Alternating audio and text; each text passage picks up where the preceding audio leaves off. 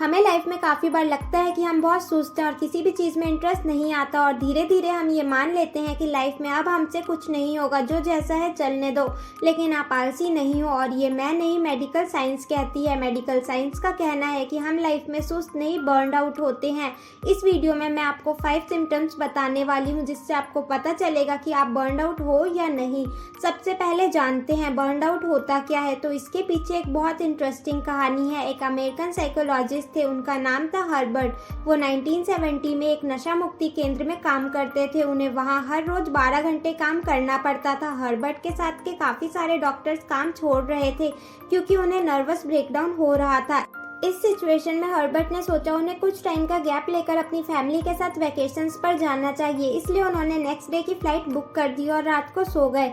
लेकिन वो सुबह उठ ही नहीं पाए और उनकी फ़्लाइट मिस हो गई। ऐसा उनके साथ पहले कभी नहीं हुआ था, इसलिए उन्होंने अपना ये एक्सपीरियंस फ़ोन में रिकॉर्ड किया।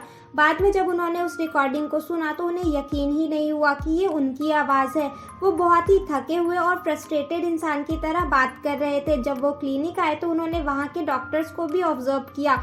वो भी बहुत फ्रस्ट्रेटेड और अजीब बिहेव कर रहे थे। इनफैक्ट उन्होंने देखा कि डॉक्टर्स का बिहेवियर बिल्कुल वैसा ही था जैसा कि वहाँ के ड्रग्स एडिक्ट का था। इस चीज़ को हर्बर्ट ने नाम दिया बर्नआउट। इन शॉर्ट, बर्नआउट का मतलब है जब हम कई महीनों तक इतना ज़्यादा काम कर लेते हैं जिसके कारण हम सारी एनर्जी, क्रिएटिविटी और मोटिवेशन को लूज कर देते हैं। बर्नआउट 1 या 2 दिन में नहीं होता बल्कि महीनों में होता है।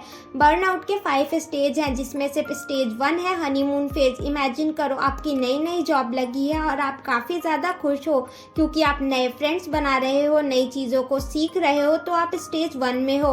और फिर कुछ टाइम बाद आपकी खुशी खत्म होने लगती है और स्टार्ट होता है बर्नआउट का स्टेज 2, ऑनसेट ऑफ स्ट्रेस, जिसमें हम थोड़ा थोड़ा प्रेशर फील करने लगते हैं क्योंकि हमारे ऊपर डेडलाइन का प्रेशर आने लगता है। हमारी पर्सनल लाइफ इफेक्ट होती है, धीरे धीरे स्ट्रेस बढ़ने लगता है और आउट ऑफ कंट्रोल हो जाता है, जिसे हम बर्नआउट स्टेज 3 कहते हैं, यानी क्रॉनिक स्ट्रेस। कुछ महीनों बाद हम 4th स्टेज में आने लगते हैं जिसमें ये क्रॉनिक स्ट्रेस बर्नआउट में चेंज हो जाता है, जिसमें हनीमून फेज के जस्ट उल्टा फील आता है। ना कोई खुशी, ना मोटिवेशन, ना ही कुछ करने का मन करता है और क्रिएटिविटी तो टाटा बाय बाय कर देती है। हम इतने थक चुके होते हैं कि किसी से बात करने का भी मन नहीं करता। और फाइनली जब ये प्रोसेस कई हफ्तों तक रिपीट होता है तो हम आ जाते हैं स्टेज 5, हैबिचुअल बर्नआउट। ये सिचुएशन बहुत सीरियस है जिसमें हम बुरी तरह फंस जाते हैं और इंडिया में तो लोग इसे समझते भी नहीं है। उन्हें लगता है कि छोटा मोटा स्ट्रेस है। अब आपको बर्नआउट के स्टेजेस का पता चल गया, लेकिन ये कैसे पता चलेगा कि आप इससे सफ़र कर रहे हो या नहीं? इसके लिए साइकोलॉजिस्ट कहते हैं कि अगर आप में इन 5 में से एक भी सिम्टम है तो मोस्ट प्रोबेबली आप बर्नआउट स्टेज में है। पहला साइन है लैक ऑफ मोटिवेशन। ये सबसे कॉमन साइन है इसका सेकंड साइन है फ्रस्ट्रेशन एंड एग्जॉस्शन, जब आप छोटी छोटी चीज़ों में चिढ़ने लगते हो। साइन 3 प्रोकास्टिनेशन, चीज़ों को टालना। Sign 4 lack of creativity. अगर आप बर्नआउट हो तो आपकी क्रिएटिविटी भी लो हो जाएगी और आप कंसंट्रेट नहीं कर पाओगे। इसका 5th साइन है नेग्लेक्टिंग सेल्फ केयर। जैसे अगर आपने अपना सेल्फ केयर करना बंद कर दिया है, जैसे अपने लुक्स और ओवरऑल हेल्थ पर ध्यान देना। अब आपने बर्नआउट के स्टेजेस जान लिए हैं और सिम्टम्स भी जान लिए हैं। आइए जानते हैं कि इसकी वजह क्या है और इसे ठीक कैसे कर सकते हैं। बर्नआउट को 4 तरीकों से ठीक किया जा सकता है। Number 1, friendship deficiency. अगर आप अपना मैक्सिमम टाइम अकेले बिताते हो तो आपको फ्रेंड्स के साथ टाइम स्पेंड करने की ज़रूरत है।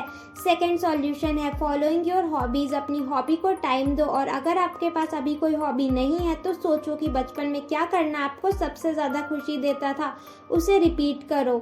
नंबर 3, परफेक्शन के पीछे भागना। खुद से बहुत ज़्यादा एक्सपेक्टेशन करना या किसी की एक्सपेक्टेशन को फुलफिल करने के लिए खुद को बर्डन में डालना। इससे बचने का सबसे आसान तरीका है the art of saying no. जो चीज़ें आपको आपकी लिमिटेशन से बाहर लगे उन्हें सिंपली मना कर दो। 4th solution, having a proper schedule, जिसमें आप हार्डवर्क करते हो पर स्मार्टली और अपनी लाइफ में हॉबी और एंटरटेनमेंट को भी जगह देते हो और चीज़ों को बैलेंस रखते हो। वीडियो में लास्ट तक रहने के लिए थैंक यू। मिलते हैं नेक्स्ट वीडियो में।